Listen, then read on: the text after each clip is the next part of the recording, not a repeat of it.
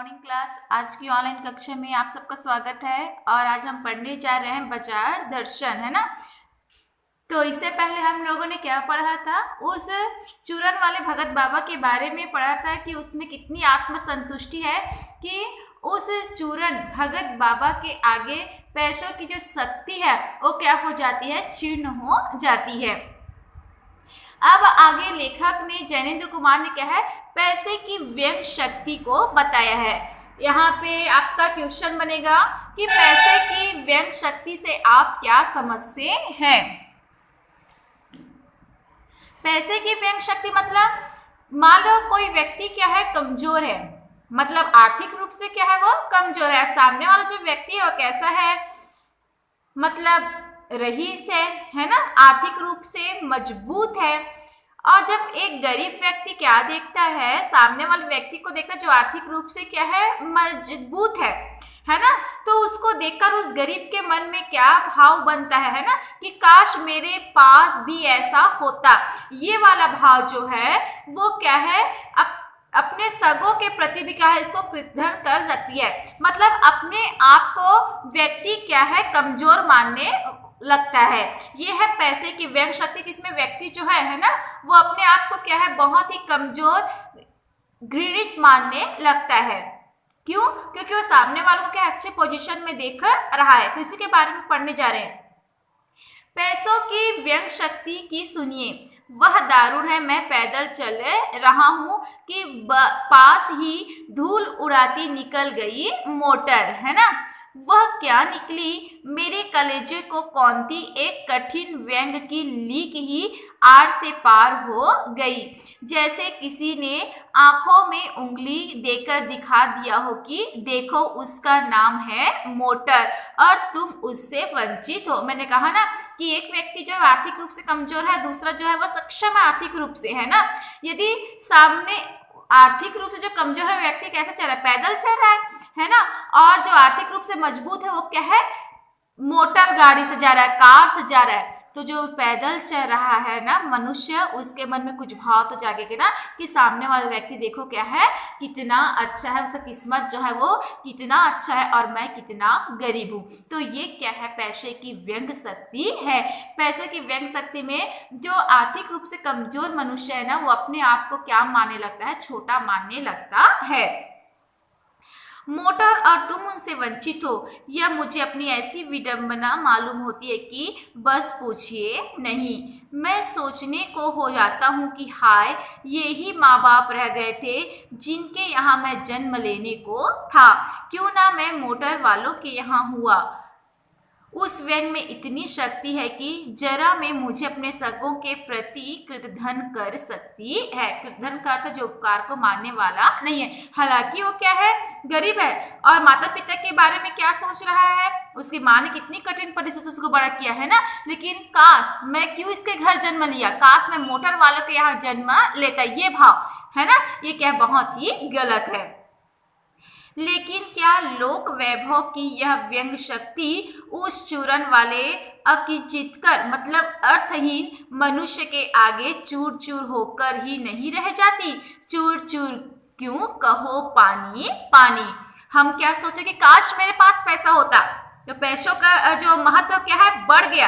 लेकिन यही पैसों का जो महत्व है वो आत्म संतुष्टि वाले भगत सामने क्या हो गया, भगत बाबा के सामने क्या हो गया, शून्य हो गया। शून्य क्या क्या है, पानी पानी। लेकिन जो मनुष्य संतुष्ट भाव को धारण कर लेता है ना, उसके लिए क्या है, पैसों का कोई महत्व नहीं है। पैसा स्वयं उसके आगे क्या है, भिक्षा मांगती है।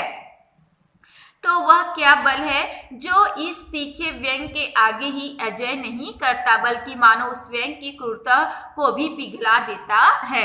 जो नाम दो है ना, उस आत्म संतुष्टि को आप जो नाम दो, पर वह निश्चय उस तल की वस्तु नहीं है जहां पर संसारी वैभव फलता फूलता है। वह कुछ दूसरी जाति का महत्व है। लोग स्पिरिचुअल कहते हैं। स्पिरिचुअल का अर्थ होता है आध्यात्मिक, आत्मिक, धार्मिक, नैतिक कहते हैं। मुझे योग्यता नहीं कि मैं उन शब्दों में अंतर देखूं और प्रतिपादन करूं। मुझे शब्दों से सरोकार नहीं है। मैं विद्वान नहीं कि शब्दों पर अटकूं, लेकिन इतना तो है कि जहाँ तृष्णा है, यहाँ पे क्वेश्चन बनेगा मनुष्य की निर्बलता, निर्बलता मतलब कमजोरी है ना, मनुष्य की निर्बलता किसमें देखने को मिलती, तो उसी का आंसर है जहां तृष्णा है, बटोर रखने की इच्छा है, वहां उस बल का बीज नहीं है। कौन सा बल? आत्म। बल्कि यदि उस बल को सच्चा बल मानकर बात की जाए तो कहना होगा कि संचय की तृष्णा और वैभव की चाह में व्यक्ति की निर्बलता ही प्रमाणित होती है। व्यक्ति की निर्बलता किसमें प्रमाणित होती है? संचय की तृष्णा, वैभव की चाह, कब मैं कितना इकट्ठा कर लूं, मैं किस वस्तु को कितना पालूं, ये भाव जो है ना, वो मनुष्य को क्या है, निर्बल बना देती है। निर्बल ही धन की ओर झुकता है, और जब मनुष्य कमजोर होता है वही क्या है, धन की ओर आकर्षित होता है। वह अबलता है, वह मनुष्य पर धन की और चेतन पर जड़ की विजय है। मनुष्य पर धन की और चेतन पर जड़ की विजय का अर्थ क्या होता है, क्वेश्चन पूछा जाता है ना, तो है यदि मनुष्य क्या है, पैसों की चाह रखता है, मनुष्य जो है वो पैसों की चाह रखता है और अधिक पाने की इच्छा रखता है, उसके मन में संतुष्टि नहीं है ना, कि कब मैं 2 का 4 काट कर लूं, तो मनुष्य पर क्या है, ये धन की और चेतन पर जड़ की क्या है, विजय है। मतलब यदि मनुष्य में संतोष भाव नहीं है तो उस मनुष्य पर क्या है, धन की विजय है। आगे क्या कह रहे हैं, एक बार चूरन वाले भगत जी बाजार चौक में दिख गए। राइटर बोल रहा है एक बार मुझे क्या है, बाजार चौक पर वो भगत जी मिल गए, मुझे देखते ही उन्होंने जय जय राम किया। मतलब इस पैराग्राफ में क्या बता रहा है, उसके व्यक्तित्व की विशेषताओं को बताया है ना, चूरन वाले जो भगत जी हैं उसके व्यक्तित्व की विशेषताओं को बताया कि देखो ऐसे हमको होना चाहिए, तो पैसे हम पर टिक नहीं सकती, पैसा हमको क्या डरा नहीं सकती, कैसा हमारा चरित्र होना चाहिए। मुझे देखते ही उन्होंने जय जय राम किया, मैंने भी जय राम कहा, है ना। जब भगत बाबा को मैं दिख गया तो उसने मुझे कहा जय जय राम किया और मैंने भी उसे कहा जय जय राम किया।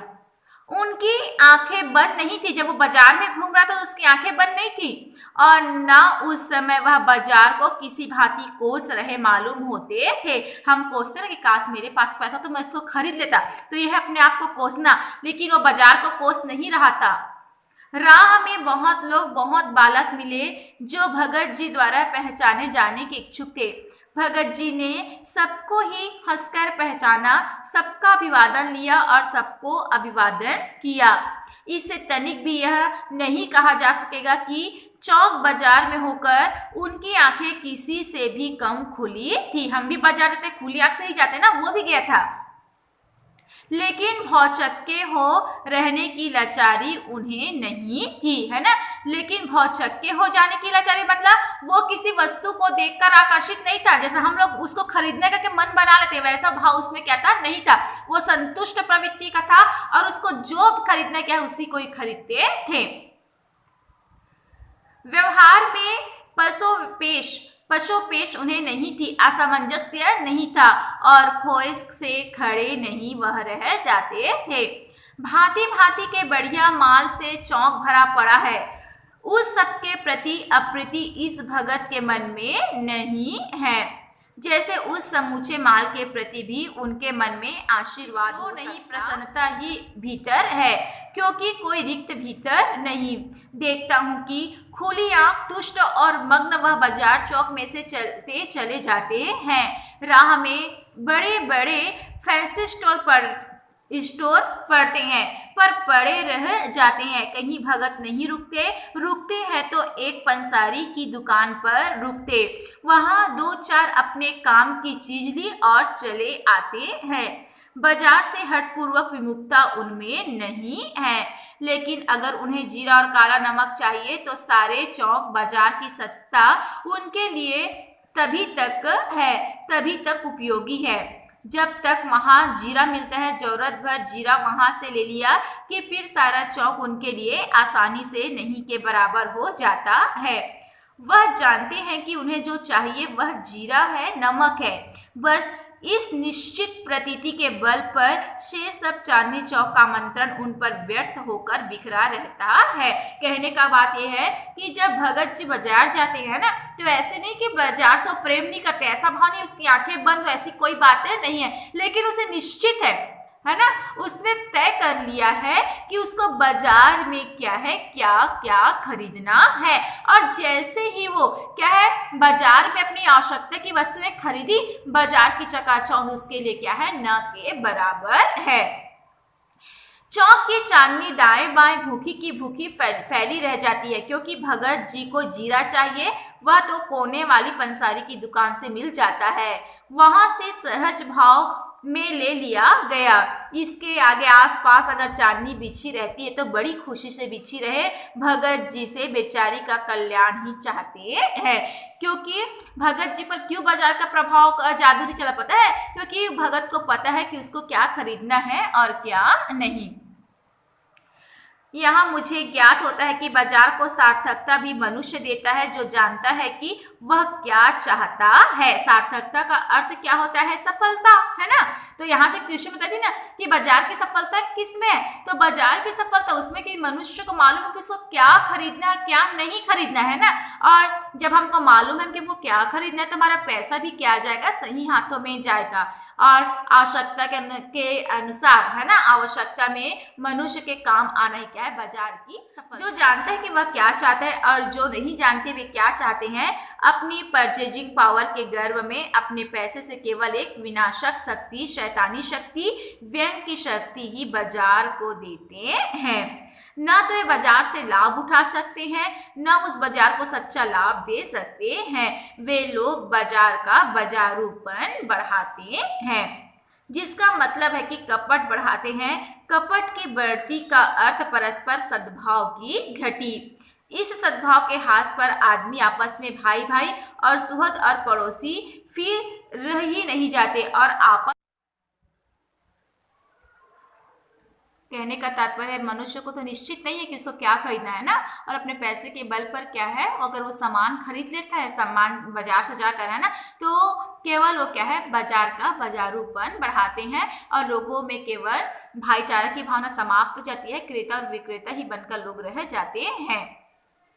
मानो दोनों एक दूसरे को ठगने की घात में हो, एक की हानि में दूसरा अपना लाभ दिखता है, और यह बाजार का बल्कि इतिहास का सत्य माना जाता है। ऐसे बाजार को बीच में लेकर लोगों में आवश्यकताओं का आदान प्रदान नहीं होता, बल्कि शोषण होने लगता है। तब कपट सफल होता है, निष्कपट स्वीकार होता है। ऐसे बाजार मानवता के लिए क्या है, विडंबना है। और जो ऐसे बाजार का पोषण करता है, जो उसका शास्त्र बना हुआ है, वह अर्थशास्त्र सरासर औंधा है, मायावी शास्त्र है, वह शास्त्र अनीति शास्त्र है। तो आशा करते हैं कि आज की पढ़ाई आपको क्या है, समझ में आया होगा।